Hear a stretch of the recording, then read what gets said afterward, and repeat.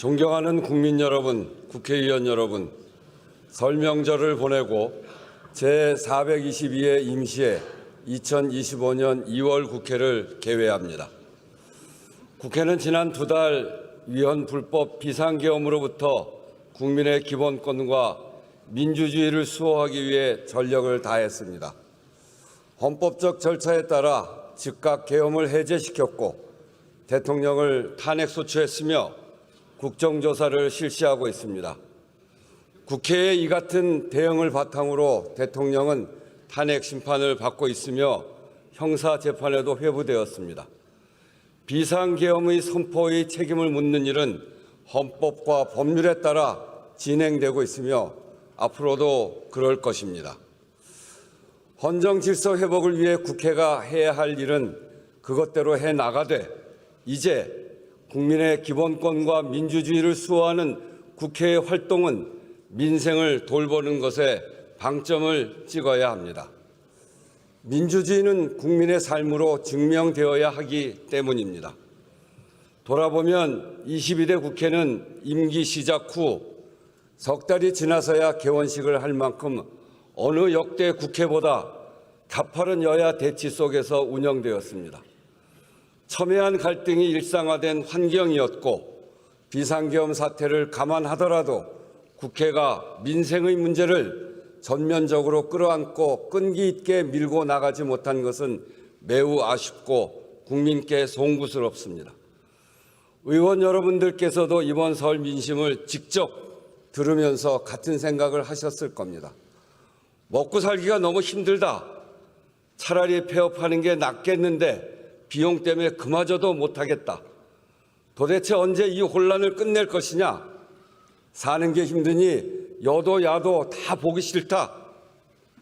어느 한 말씀 국회와 정치를 향한 질책이 아닌 것이 없었습니다. 실제로 21대 국회와 비교했을 때 같은 기간 22대 국회는 더 많은 본회의를 열었지만 처리된 법률안은 오히려 적었습니다. 그간 처리한 법안이 1192건, 21대 국회보다 무려 267건이 적었습니다.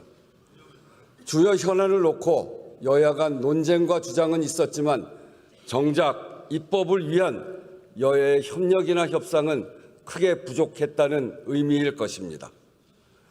이유가 무엇이든 뼈아픈 일입니다.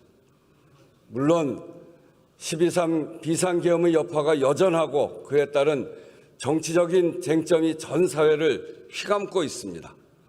그러나 이런 때일수록 국회가 더욱 중심을 잡고 민생의 문제가 실종되지 않도록 해야 합니다. 국회가 오히려 혼란을 더하지 않았는지 또는 그 와중에 큰 이견이 없는 법안조차 미뤄둔 것은 아닌지 차분하고 겸허하게 돌아볼 필요가 있습니다. 이번 임시국회를 입법과 정책으로 국민을 지키는 국회로 만들어야 합니다. 아주 분명하고 절박한 이유가 있습니다. 첫째, 민생의 어려움은 숨이 턱에 찰 만큼 한계에 이르렀고 둘째, 대내적으로 높은 파고가 닥쳐오고 있기 때문입니다. 불평등과 양극화 심화, 기술혁신 지체, 인구 감소 등 저성장이 구조적으로 고착되고 있는 상황에서 예상보다 빨리 작년 말 초고령 사회에 진입했고 미국 신행정부의 출범으로 경제, 외교, 통상 분야에 큰 도전이 예고되고 있습니다. 파고에 맞설 방파제가 얼마나 튼튼하게 점검하고 대비해야 합니다. 지난 연말이 중요했는데 시간을 놓쳤습니다.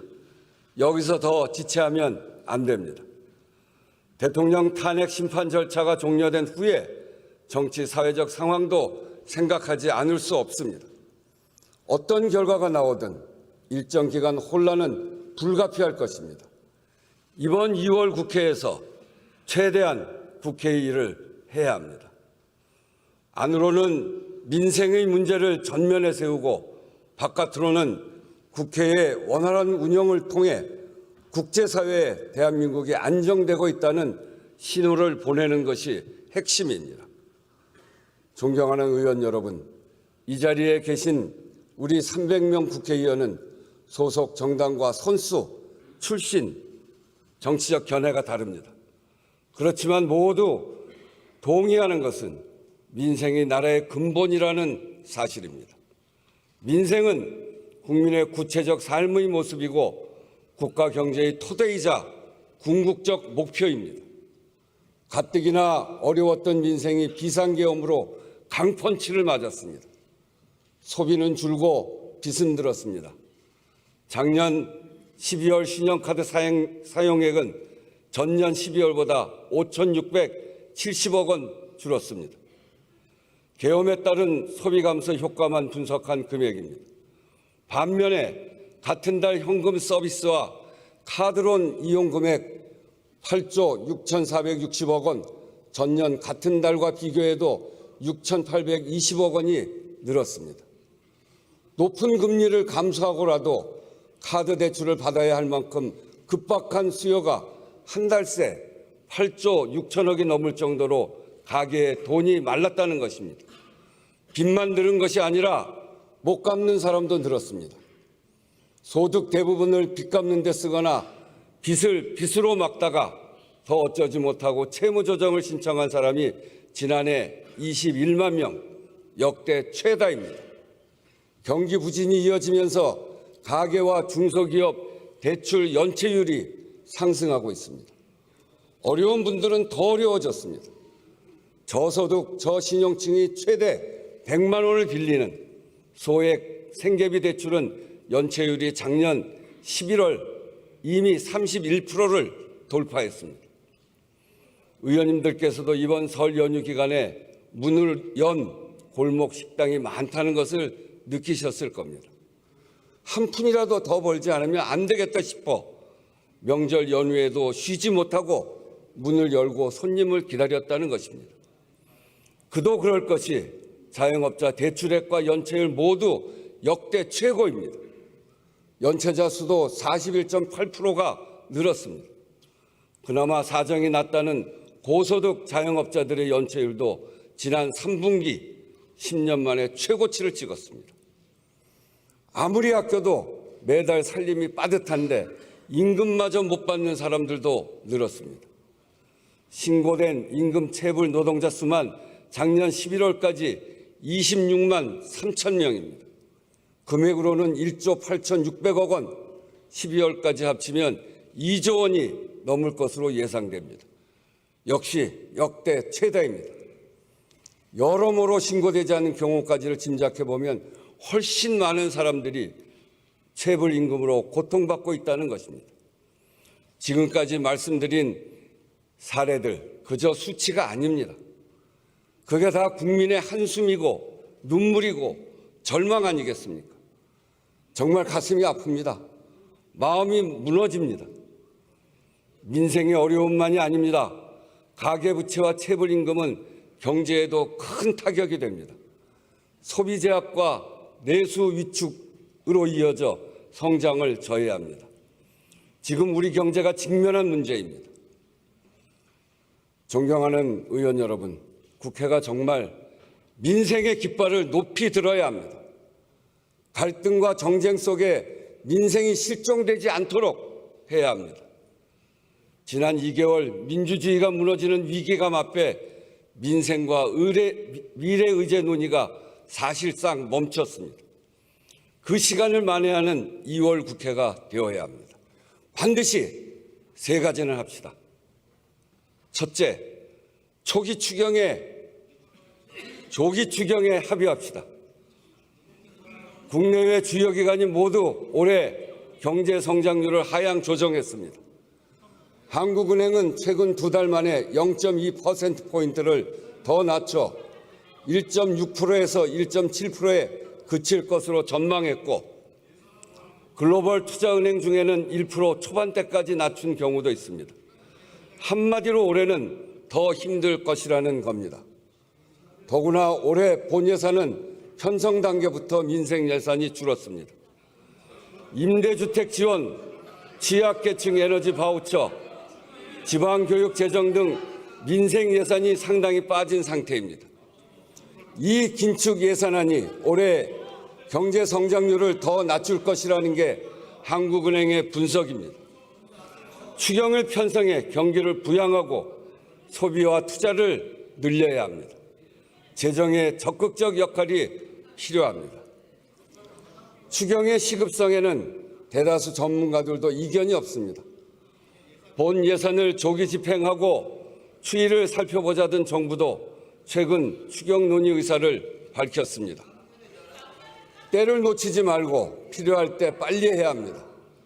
여야 합의가 전제되는 추경 편성 자체가 정치적 불확실성 속에서도 대한민국 경제 시스템이 정상적으로 작동한다는 것을 보여주게 될 것입니다. 추경 편성이 대외 신인도 회복에 기여하는 것입니다. 경제 성장률 전망은 경제 주체의 심리에 큰 영향을 줍니다. 기왕이면 이달 하순 발표 예정인 한국은행의 수정 경기 전망치에 추경의 기대 효과가 반영될 수 있도록 속도를 내야 합니다. 그래서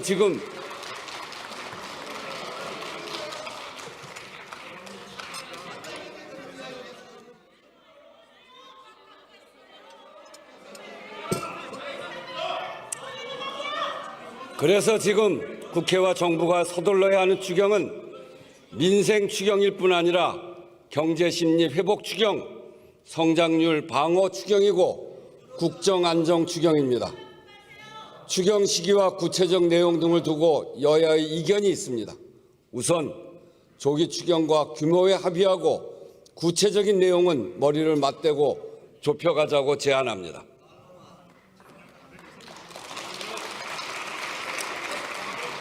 둘째, 민생입법에 속도를 냅시다.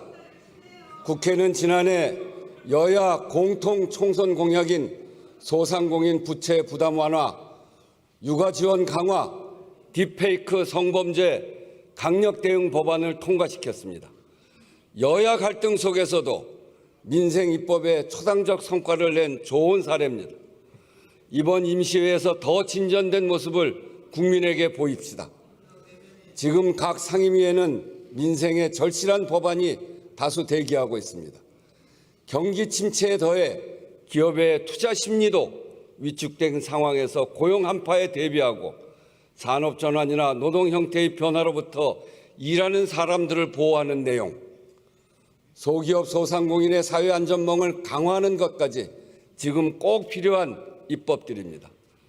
특히 소득 기반으로 고용보험 제도 개선, 노란우산 소득공제 한도 확대나 이미 해지 시 세부담 완화를 통한 소기업 소상공인 세제 지원 강화는 이미 여야가 뜻을 함께하고 있습니다. 임금 체불 사업주에 대한 제재를 강화하는 근로기준법 개정에 이어 사전에 임금 체불을 예방할 수 있는 보호제도를 마련하는 것도 관련 상임위에서 논의되고 있습니다. 채무자가 감당할 수 없는 빚으로 극단적 상황에 내몰리지 않도록 제도를 보완하고 파산 선고를 받은 채무자들이 정상적 경제 주체로 복귀할 수 있게끔 두 번째 기회를 보장하는 법안도 여야 모두 발의해 논의 중입니다. 이런 법안들이 결실을 보도록 힘써 주시기 바랍니다.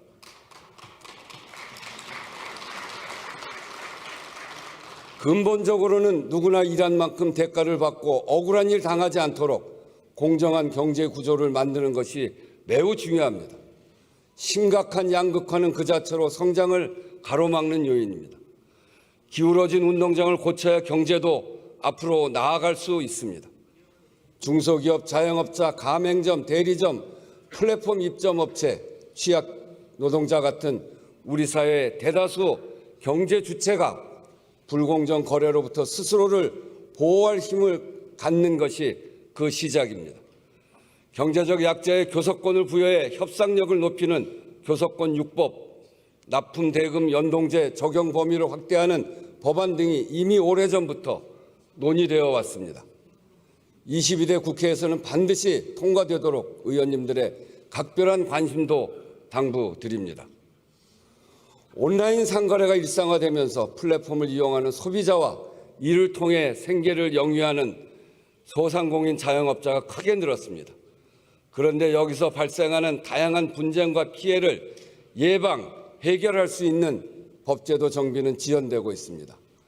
티몬 위메프 사태 발생 당시 여러 건의 재발 방지 법안이 발의됐지만 지금까지 처리 안 된 것도 참으로 아쉽습니다. 건강하고 지속 가능한 플랫폼 생태계를 만들기 위해서라도 입법 논의를 서둘러야겠습니다. 아울러 12.29 제주항공 여객기 참사 특별법 제정, 피해자와 유가족에 대한 2차 가해를 방지하는 입법도 서둘러 주실 것을 당부드립니다.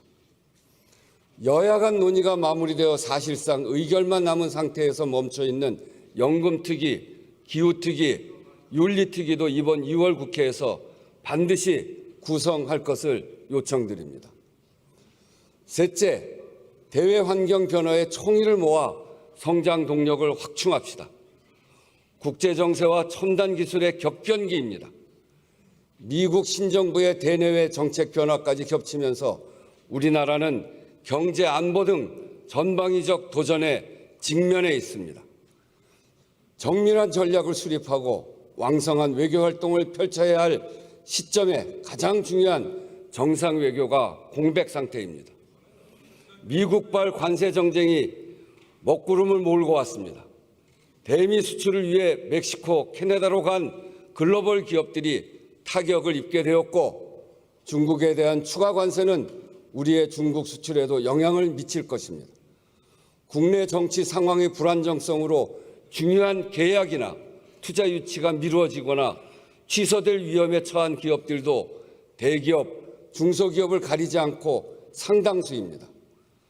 통상 조세 리스크에 대응하기 위해 정부도 대외경제 현안 간담회를 정례화하는 등 여러 노력을 하고 있고 국회의장도 다방면으로 의회 외교를 강화하고 있습니다만 국회와 정부가 합심해 총력 대응 체제를 갖추어야 합니다. 우리 기업과 기술의 경쟁력을 강화하기 위한 적극적 산업 정책도 매우 중요합니다. 지난해 AI 기본법을 여야 합의로 통과시켰듯 반도체 특별법과 에너지 3법 등 미래 먹거리 산업 지원 법안 협상을 신속하게 마무리 지읍시다. 지능과 규제가 균형 잡힌 첨단 산업 진흥 정책으로 기업의 숨통을 틔우고 경제 활력을 높여갑시다. 특히 국가기관 전력망 확충법, 해상풍력 특별법, 한국형 ARA법으로 불리우는 탄소 중립 산업 육성법은 기후 위기에 따른 새로운 성장 동력 확충과도 맞닿아 있습니다.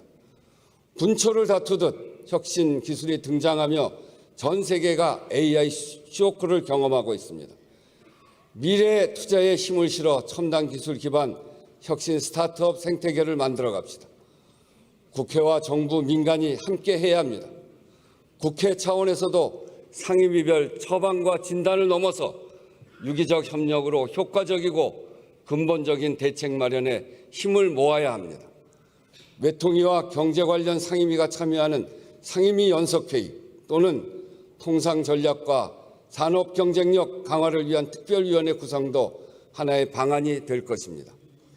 과거 외환위기에 맞서 또 한미, 한중, 한일, FTA 체결과 관련해 국회가 특위를 만들어 대응했던 전례가 있습니다.